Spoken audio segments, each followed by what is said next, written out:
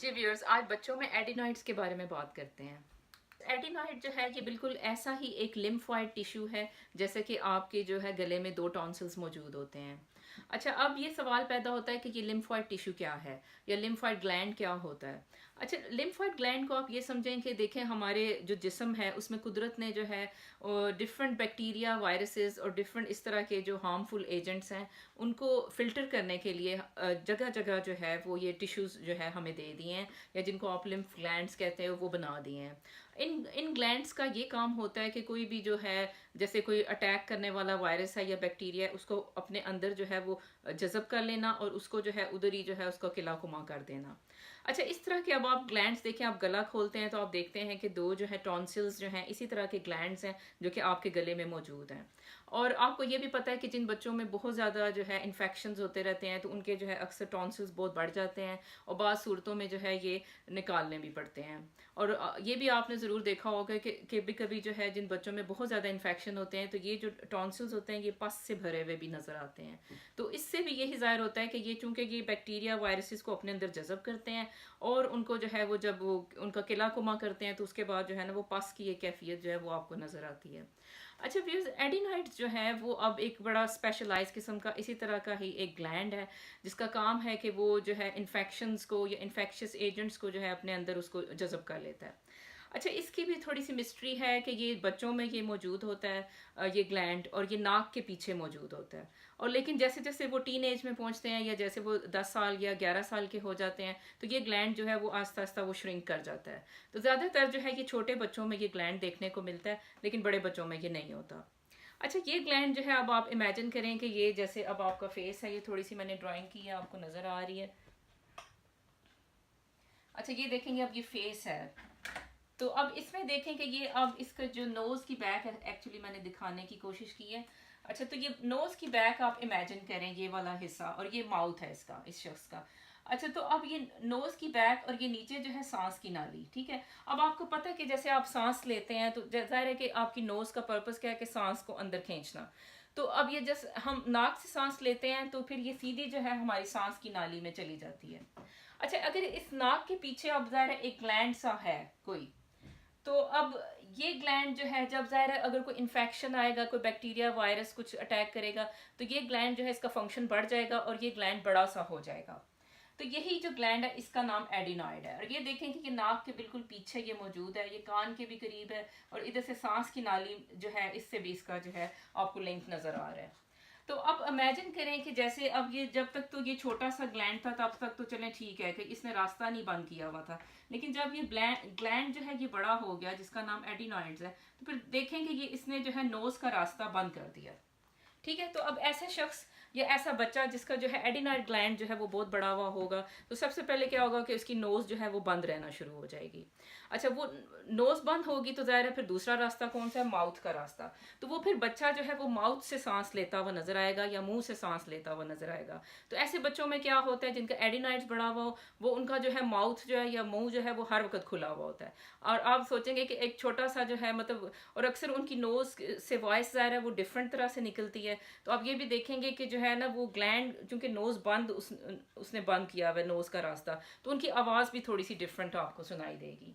अच्छा भैया, सबसे पहले तो आप यही देखते हैं कि जब इस ग्लैंड ने जब ये बड़ा हुआ होता है उन बच्चों में जिनमें जो है अक्सर इन्फेक्शंस हो जाते हैं तो एक तो उनका मुंह खुला रहता है, ठीक है। फिर इसके अलावा जो है अगर इसको अब अगर आप ट्रीट नहीं करते, एड्रेस नहीं करते, तो फिर ये होता है कि इन बच्चों की जो फेशियल फीचर्स हैं या जो फेस के फीचर्स हैं वो भी चेंज होना शुरू हो जाते हैं। यानी कि जैसे कि इनका ये वाला होंठ जो है ये ऊपर की तरफ होना शुरू हो जाएगा, दांत थोड़े से आगे की तरफ नजर आएंगे। अच्छा, नोज जो है वो भी ऊपर की तरफ थोड़ी सी नजर आएगी और वो छोटी सी चिपटी सी हो जाती है।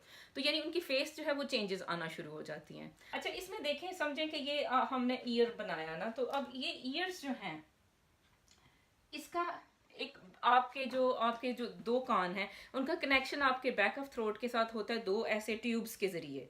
आप सोचें कि दो ट्यूब्स जो हैं वो अंदर आपके बिल्कुल बैक ऑफ नोज, ये आप मैंने जो सारा एरिया बनाया है ना, या आपके नोज के पीछे जो कि आप देख नहीं सक रहे हो, तो उसमें से दो ट्यूब्स जो हैं वो बैक ऑफ नोज में या नोज के पिछले हिस्से में खाली होती हैं, ठीक है।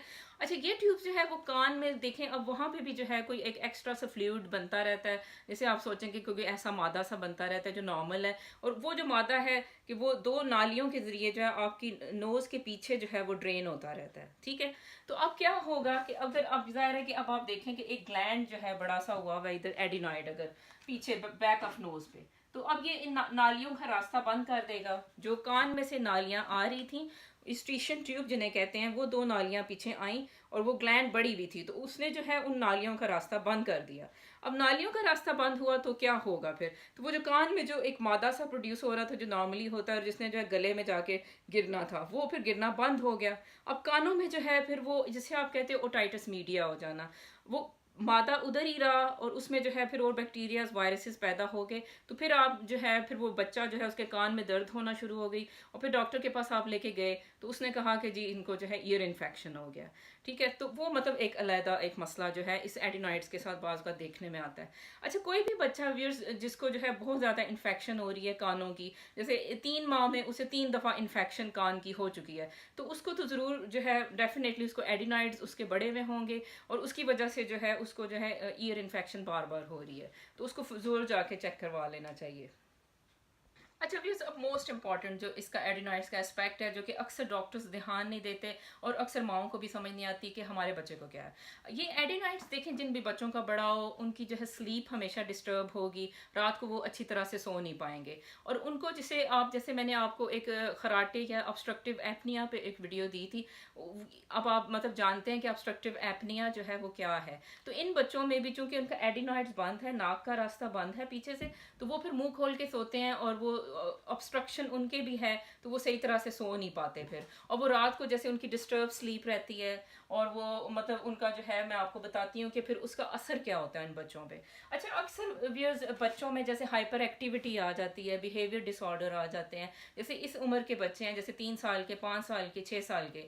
अब बच्चा स्कूल जाना शुरू होता है, टीचर कहती है कि ये टिक के नहीं बैठता, अच्छा कंसंट्रेट नहीं करता, अच्छा दूसरे बच्चों को तंग करता है। अच्छा, ये इस तरह के बिहेवियर डिसऑर्डर्स बच्चों में आ जाते हैं जिनके एडिनॉइड्स बड़े हुए होते हैं। अच्छा, मेन उनका मसला ये है कि एडिनॉइड्स बड़े हुए हैं और लेकिन वो उनके जो है वो बिहेवियर उनका चेंज हो जाता है और हाइपर एक्टिविटी आ जाती है बहुत ज़्यादा है। अच्छा, फिर आप डॉक्टर के पास लेके जाते हो तो अच्छा डॉक्टर कहता है अच्छा आप इसको मीठी चीज़ें देना बंद कर दें, इसलिए ये बच्चा जो है बहुत ज़्यादा हाइपर हुआ हुआ है। अच्छा, फिर आप वो भी बंद करते हो, कोई असर नहीं होता। अच्छा, फिर वो कहता है कि अच्छा इसका कोई टाइम टेबल बनाएं। अच्छा, तो फिर आप टाइम टेबल भी बनाते हो, फिर भी बच्चे पे कोई असर नहीं हो रहा।